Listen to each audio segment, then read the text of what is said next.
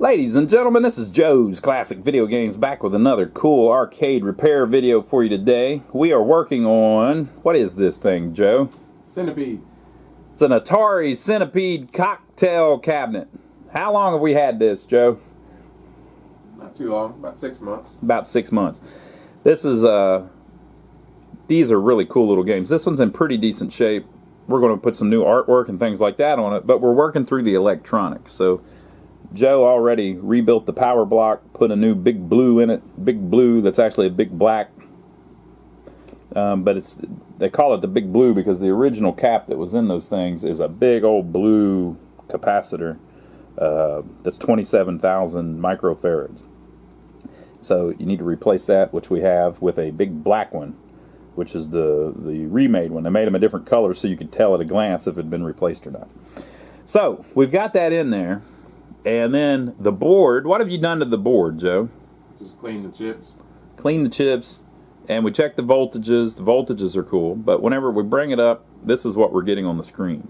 So we're about to fix this, and we're going to figure out if it's a board problem or a monitor problem or what the deal is. You've rebuilt the monitor too. Yep. Also rebuilt the monitor. But we're getting just crap all over the screen. So we're trying to figure out if it's the board or the monitor. Now, if you look really close, there's colors changing because the game is actually up and running. But the sync isn't locked in.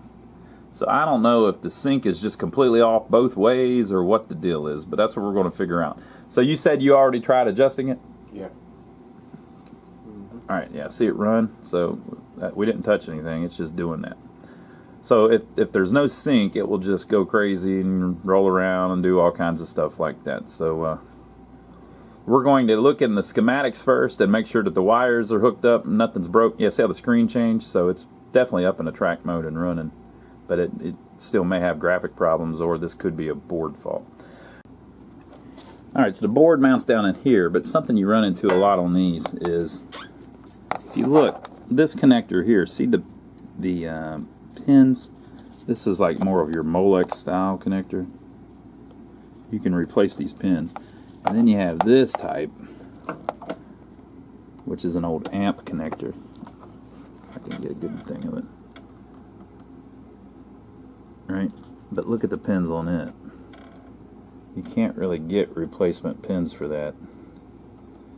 And these are all screwed up. It's hard to show you, but there's a pin way down in there that's all bent over. And the problem is you don't have replacement ones you can put down in there to replace these with. So you kind of have to replace the whole housing. So we're going to have to repin that whole thing.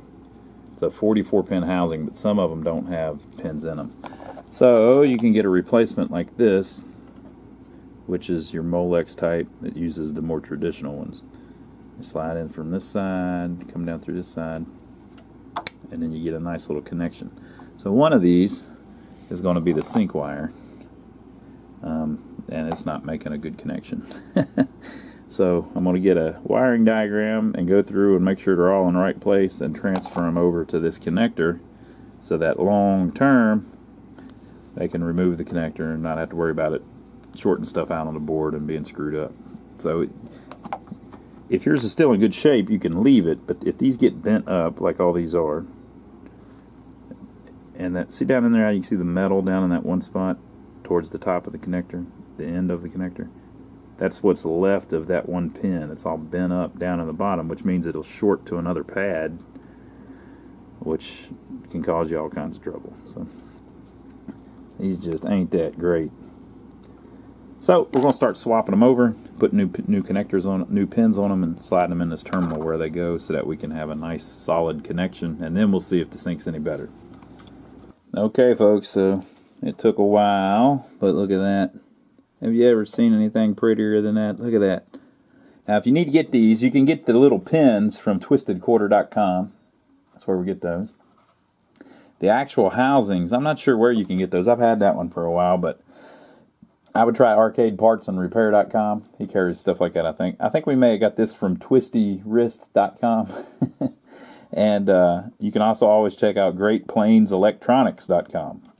So all of those places sell stuff specifically for arcade games, pinball machines, stuff like that. It's just a generic part that like Molex made, but I don't know the part number.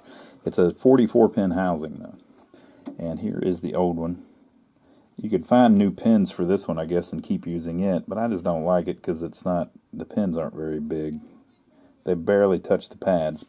And since you've got kind of the heat problem on the Atari games where it burns up the edge connectors, I like having bigger bifurcated pins. Don't you agree, Joe? We want the big bifurcated ones. Yep. These are bifurcated, but they're little. Okay, so you got to make sure too that whenever you do this, that you keep it. Like I got to put the zip ties back on it to make sure that we can't put it on upside backwards. You fry a bunch of crap. I don't think the wires are long enough to go on backwards, but it goes like that, right? And so the sync that we're having a problem with is on this connector actually, but this connector is decent. So the audio is down here. That's those two wires. And then you have a green, which is a ground, a yellow with a green stripe, which is the green, a yellow with a blue stripe, which is the blue, and a yellow with a red stripe, which is the red. And then you have this violet and white, which is negative composite sync out. So that's the pin that we were checking, and guess what? It's perfectly fine.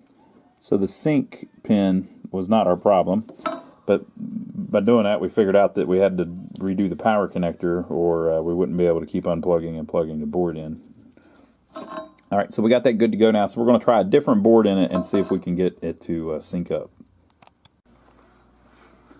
Okay, so this is with another broken board in it, and it is synced. The image is in one spot. So the problem is not on the monitor, the problem is on that other game board. So we're going to pop it back in, make sure it's still not synced, just to rule out that it's a connection problem from connecting it and disconnecting it. And then we'll figure out how we can test it with a multimeter and figure out where we're losing our sync. Alright, so this is the one that was broke, that wouldn't sync. This is what happens when you put it in test. It just goes nuts. And so you shouldn't have all of that pink stuff going on. We're not getting any error stuff, though. Do we have a problem with the... Oh, see if you can put the speaker back on, Joe. We're trying to see if we can get some sound out of this sucker. The little connector needs crimped a little bit. He's crimping it. I'm going to slide it on there. Alright, I'm going to hit the button. Okay, yeah, so when I hit the button it changes the screen color.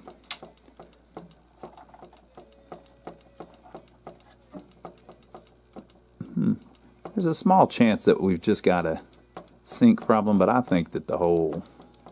What color? Is the background usually that color when you put it in test? I think it might be, though, now that I think about it.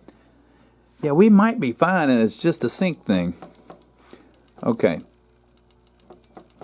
We don't hear any sound. No. Take it out of test and put it back into test. Okay. The sound thing, though, could be the pokey. The pokey on it creates the sound. Alright, so I guess we need to figure out the sync problem. So we're going to pull the board out and lay it up on the top where we can get to it and turn it on, and then we can use a logic probe on it. Okay, folks, so I replaced the pin on the wire that does the composite sync, and I replaced the two pins where the wire plugs into the thing just in case, and they're fine. And you saw that on the other board it's syncing anyway, so it's probably not going to be the connector anyway. So we've eliminated it can't be the connector, basically. We also took this monitor over to our test bench and hooked up another board to it, and the monitor syncs up fine the way it's set right now. If we put that other Centipede board in, it syncs up fine the way it's set right now. So it should be synced. Now, the interesting thing to me is if you look, if you don't work on a lot of these, you might not be able to tell this, but basically, see how you can see the image 2 or 3 times? Like if you're familiar with Centipede, there's a block of text about right here on the screen that shows the high scores. See how it's repeated about 3 times? Anytime it's doing that, you've got a horizontal hold problem. So basically, there's going to be jagged lines like this all the way across the screen. Another thing you have to think about is in Centipede, it's set where that's the top and that's the bottom. On Street Fighter 2, that's the top and that's the bottom. Because Street Fighter is a horizontal monitor, Centipede is a vertical monitor. Pac-Man's a vertical monitor, Donkey Kong's a vertical monitor, Street Fighter 2 is a horizontal monitor, Operation Wolf's a horizontal monitor, Pole Position's a horizontal monitor. So there's a little bit of that going on. So you gotta figure out horizontal versus vertical. The long direction is the horizontal direction, always, on the actual monitor. But in the game, on Centipede, that's actually the vertical direction, you know what I mean? So it's kind of, that can really screw you up. But it's always the longest, if you're looking at the monitor, it's always that the longest plane is the horizontal. So if we have a problem with it repeating over and over again like this, if it's rolling this way, it's rolling horizontal. Even though if this were in the game, it would actually be rolling vertical. So it's real tricky to understand, but we have a horizontal sync problem. Now it looks to me like it's also rolling this way, which is a vertical sync problem. So you kind of need to narrow it down so you can understand what you're looking for. You know, the more you can divide out, the better it is. We also don't have any sound, so we're probably going to have that problem after we fix this sync problem. But we don't have a color problem. If you notice, all the colors are popping up. We don't seem to have a control problem, or at least on the start buttons, because I was able to start it. And then when I was hitting this button, it was also changing colors. So the controls are fine. The trackball may not be working right. It looks like it's at least trying to run the game because the screens are changing. It looks to me like it's going through the attract mode. So a lot of this board is working just fine, but we've obviously got something wrong with the sync. So we've got to get that where we can actually see the screen before we move on and fix anything else on it. So a lot of fixing these is breaking them down into little tiny parts and then fixing the little parts. So Centipede, Atari, luckily, has really nice schematics. They tell you every little thing, right? So they have a section in the schematics for a Centipede board that says video output circuitry. This is exactly what we need because this is where we're having our problem. And so it shows you right here that it sends the blue color out on this pin, it sends the green color out on this pin, it sends the red color out on this pin, and they're talking about the edge connector of the board. And then, interestingly enough, it has these two lines that it says is black and white video out and video ground. So I guess you could put it in a black and white, hook up a black and white monitor to it. That would be interesting to see. And then down here is what we're worried about, the composite sync line. So there's just one wire that comes off the board, it goes over to the monitor, and that's how it syncs up the image. If that wire is missing, you get this kind of crap. So that wire is created, that signal is created, it runs through this little chip. And by the way, I am not a technical guy, so I'm not going to be, I know it seems like I am because I'm working on this stuff, but I never went to school for this, I don't use the right words, so, you know, if you're an engineer, you're not going to like this, but basically it runs through that chip, and then it comes from this chip. Horizontal sync with a line over it and vertical sync with a line over it are combined in this 74 LS08 chip that is located at position B7. Okay, so those are combined, and then if you notice here, looks like they get combined with the outputs of this. See how these lines here coming out of this chip run over here to create the separate colors? Well, they also run down here and are all combined with resistors, and this sync line is combined with resistors to make the composite out, which I guess works for the black and white monitor. Okay, but the way they did the sync was they take the horizontal sync signal with a line over it and the vertical sync signal with a line over it and combine them together. So we're having a problem somewhere right here. So we need to go to chip B7 and check for a pulse at pin 1, 2, and 3. 1 and 2 are the inputs, 3 is the output. Okay? So I've hooked up my logic probe.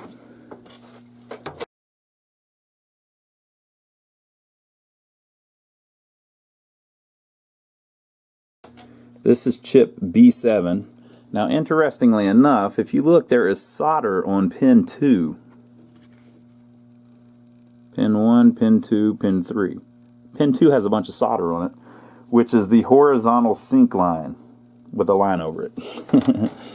Alright, so I'm doing this backwards because I'm left-handed and I'm trying to hold the camera with my right hand, but pin 1,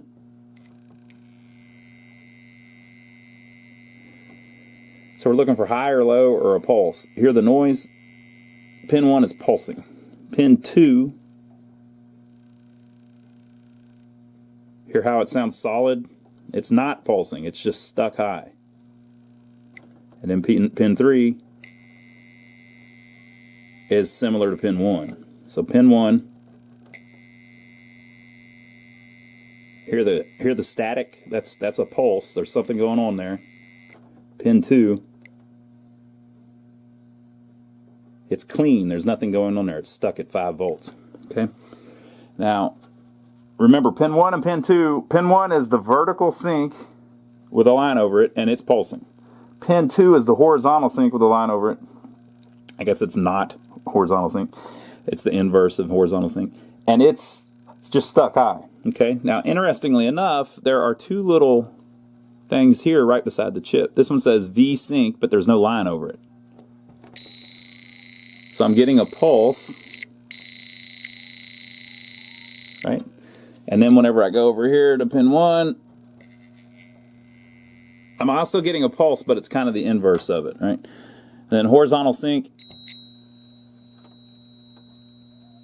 sounds clean, it's stuck low, and then over here on the chip, the inverse of it is stuck high. Okay, and then the output you saw is kind of, it just seems like the vertical sync, right? So what is our issue? Well, the horizontal sync's not right. It's just stuck. There's no pulse, right? So next thing we need to do is see where this horizontal sync line comes from, and go back through the schematics. We're basically tracking that back. So we don't have sync at the monitor. We don't have sync coming out of 3. That's correct. We don't have sync at 2 going in. So we need to see where these 2 lines come from: the horizontal sync, the not horizontal sync, and the not vertical sync. So let me go get the next part of the schematics, and we'll track it a little bit farther back. Okay, so these Atari games, a lot of them are 6502 based. So I don't know if every game is like this, but it seems like Atari did this a lot, where there is a complete, like a sync section. They call it like the synchronizer or something. And so again, their schematics are very well done. So they end up getting these signals that run into these counters. So that's a 74LS163. These things are known for going bad. But you see what's going on up here at the top. The P stands for power and a resistor. Right, and so they have power coming in the top on the load. And then they have a couple lines coming in over here. Now, I don't completely understand these. But down here at the bottom, the outputs are, look how they label these. They're saying 8H, 16H, 32H, and 64H. Those timing signals kind of run the whole thing, right? And then it sends a little continuation over here to this one. Helps run it. It's also, some of it's tied to power, some of it's tied to ground. It's just a counter. And then it gets out of it 128H and 256H. So you see how these all double or whatever? Yeah. 8, 16, 32, 64, 128, 256. And then over here, they do the same thing with V. So you get 1V, 2V, 4V, 8V. These are the outputs of these counters. You get 16V, 32V, 64V, 128V. The output of these counters. Now what does the H and the V stand for? Horizontal and vertical. So some of these horizontal ones go down here to this chip, M3. It's just 74LS74. And I don't understand all this, people. You're learning just as I'm learning, but I've seen this a lot. See, there's an input on the left side of this chip, 32H and 64H. So that's a sync signal. It's like a pulse, a clock signal, basically.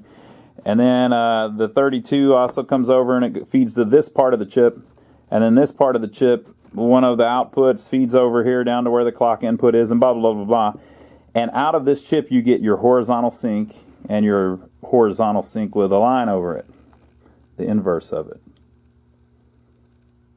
Okay, so that's where that actually comes from. So you see what we did? We followed it back to where it comes from. It's the first place that it shows it is coming out of this chip. Well, how does this chip get its signal?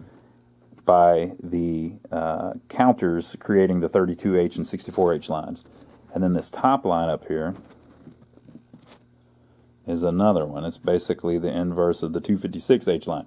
So my whole point is, we're just following it backwards until we find something screwed up. Now, in this particular instance, we're running into some strange stuff. So, for instance, this M3 chip, look at this. Somebody's already replaced it. Remember how up there we had solder on the one pin that we were thinking was something? So somebody's already replaced that. Somebody's already been messing with this. So let's check it with the logic probe. So M3, let's check 5 and 6, which are our outputs there. M3, 5 is stuck low, 6 is the inverse, it's stuck high. So the output of this chip is not what we want it to be. It should be pulsing. Okay, so for instance, this N4 here is doing the vertical. So 2 and 3 on N4. It's this chip here. Pulse. Kind of the reverse of the pulse, the inverse of the pulse. So we should be getting something like that on the horizontal, but we're not. So that's our sync problem. That chip has also been replaced, but they soldered it right to the board. See how there's no socket? But you can see that they have replaced it. 7407. Okay, and then you go down here, and we were looking at A9, which is the one that makes the composite sync. Look, same thing. It's been replaced. So what's going on here? What's going on is this thing's had a sync problem for a long time, and people before us have been through here traipsing around, replacing exactly what we're looking at right now. And all that's really done is made more work for me, because now I got to go back and figure out if they did all that right. I'm not saying they didn't. I'm just saying I can't trust them. How in the world can I trust them? They didn't even use the socket. Come on now. But that, so, you know, we got something going on here. Now, if you go back before this, so why would this not be outputting the correct signal? Why would one be stuck low and one stuck high? Well, it could be whatever it could be this chip's bad, but it's in a socket. We could swap another one in. That ain't going to be it, I don't think. It could be that somehow these lines are shorted to ground or shorted to high, but they're both screwed up, you know, so it's probably something feeding it. Like if this one was screwed up, my hands are dirty because I've been cleaning on a pinball machine. If this one's screwed up, this one would still be fine because it's the output of this chip. These are the outputs. You can't control that output with this output, I don't believe. If you make that one stuck to ground, that one's not going to change. That one should still pulse because it's the output, right? So we have to look at what feeds it. Well, the only things that feed it are itself, right? And these counters up here. These counters, known for going bad. I'm telling you. Everybody knows these damn counters go bad. Now, I don't know if these have or not. But we're going to check just to see if we see anything obvious. Usually you'll get like one line is just stuck. It's not working. So N2, we want to look at pins 11, 12, 13, and 14. N2. Here we go. I just saw another one that they've replaced. N4. Okay, 1, 2, 3, 4, 5, 6, 7, 8, 9, 10. So 11 is pulsing. It's the output. 12, pulsing. That's the output. 13, pulsing. It's the output. 14, pulsing. It's the output. Now remember, just listen to the tone too, okay, of the pulse. You can kind of, so the 11 is 64H, 12 is 32, 13 is 16, and 14 is 8H. So listen how it changes the actual pitch because of the sync line or the timing of it. So that's 64, 32,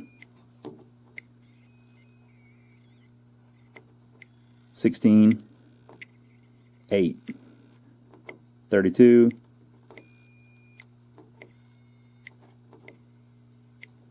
right? So are those correct? We don't know, but they're working. I mean, they're doing something. All right. So now let's move on to the next one, M2. On this one, pins 11, 12, and 13 we don't really need. We just need to know if, no, 11 and 12 we don't need. We need to know if 13 and 14 are doing their thing, okay? So M2, just 13 and 14.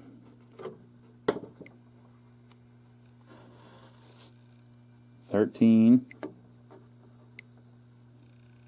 14.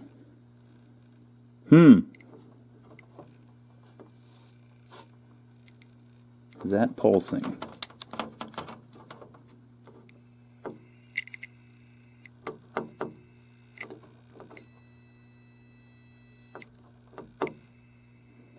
That is pulsing. I don't think that's stuck high. Stuck high is this.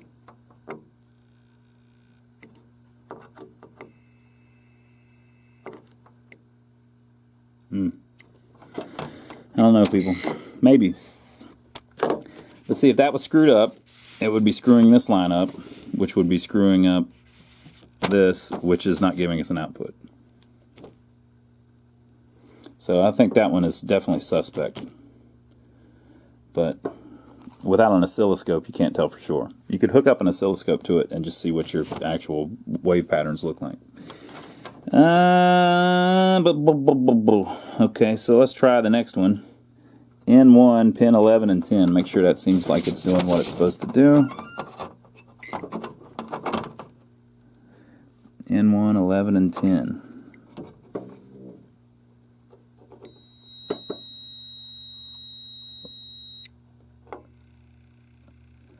I think it is pulsing. I can see a little bit of a green light in there.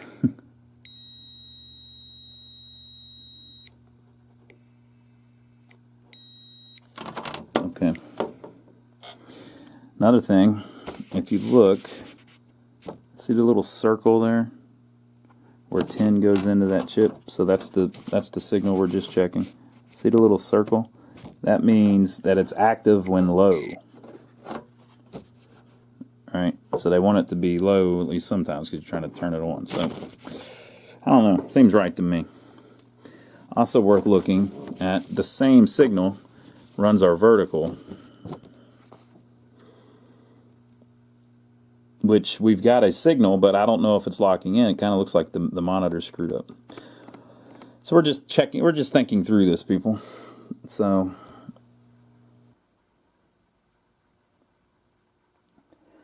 okay, folks, so it looks like we have figured it out. Now, we still got to work on the sound and some stuff like that. But let me show you what we figured out. And then we'll test those same chips again with the logic probe just to see what's different now that we have now that we've got it going. So as I was working through all of this, I just did it back. I tested it after each chip just so I could figure out exactly what it was so I could tell you. So the first thing that was weird was this AB10, 13 and 12 were both low. That was strange to me. I put that in a socket. That's all cool. By the way, whoever had put those in, they did a fine job with soldering. Nothing was shorted or anything like that. Okay, and then M3 was the same deal. It was in a socket, but I replaced the socket just to make sure everything was cool under the socket. And everything was. Whenever I put the new socket in and the new chip in, I swapped the chip. No difference. Okay. Next was our B7. Okay, it didn't have a socket, but had been replaced, and it had that one chip that had solder on it, so I didn't like that. Put a socket in it, and put another chip in it. Didn't change a freaking thing. Alright, so now we were back to here, and then we were talking about our counters. Right, so this 256 I thought was a little weird. Right? So I replaced that counter, M2. Put a socket in. It's that one. That one. Didn't fix nothing. So then N2 feeds M2, and you know, N2 is the one that has 32 and 64 coming out, which are what drive the sync. So those were both pulsing. All these were pulsing, but when I replaced N2, it fixed it. So I'm gonna go back over those four just to see if there's any discernible difference in the pulse. You know, an oscilloscope probably would have caught that, because you would have noticed that the waves weren't clean. They would have been all screwed up looking on the oscilloscope. So 11, 12, 13, and 14.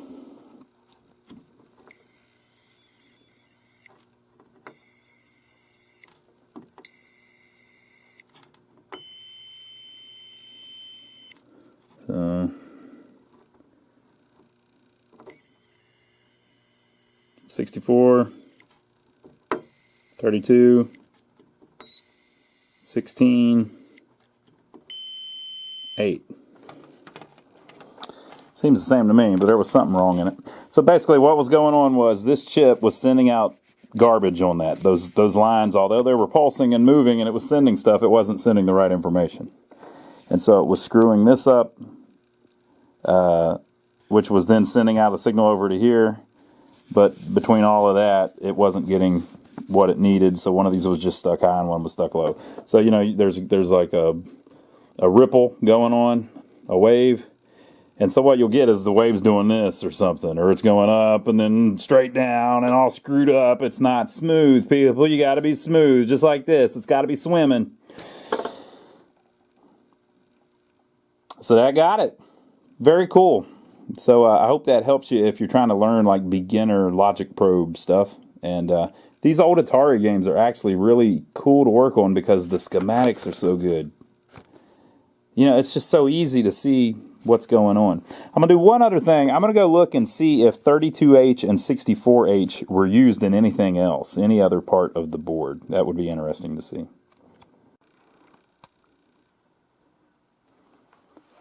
So I looked on the schematics, and those same signals are used to access the playfield RAM. So there was probably issues where the playfield wasn't displaying properly too. So, but we couldn't tell because everything was scrolling so fast. So a lot of times, whenever you get something where you've got double images on the screen, you've got the sync doesn't work, stuff like that. A lot of times, it's in that section on an Atari game where they do all of that. 8H, 16H, 32H, 64H, and then they do 148, 1632V. If one of those is missing, it will screw up stuff all over the place. So check that out first. If you are working on one of those, helps you out and gives you a little bit of a tip. So we're going to keep working on this machine and get it all cleaned up and buttoned up. We got to put new overlays on it and stuff like that. So we still got to work on the sound. I don't know if it's the amp or the speakers screwed up or something's going on. But we'll mess with that on another video. So make sure to leave your comments below. Give us a thumbs up for taking the trouble to film all this for you. I didn't have to do that. I'm just trying to help you out. Now you can help us out. You know how you could help us out? There is a link down below to Amazon. If you're going to buy anything on Amazon, don't go buy anything specific. But if you were already going to buy something on Amazon, use our link first. If you use our link to take you to Amazon, it gives us a little tip. I think it's like 3% of whatever you buy or something like that. So we appreciate everybody that's been doing that. You can also check out our website. Go to lionsarcade.com. It'll have all the games that we have available for sale up on there. We also have t-shirts and coffee mugs and things like that on there if you're interested in that. And some of the tools and parts that we use to whenever we're working on arcade games and pinball machines.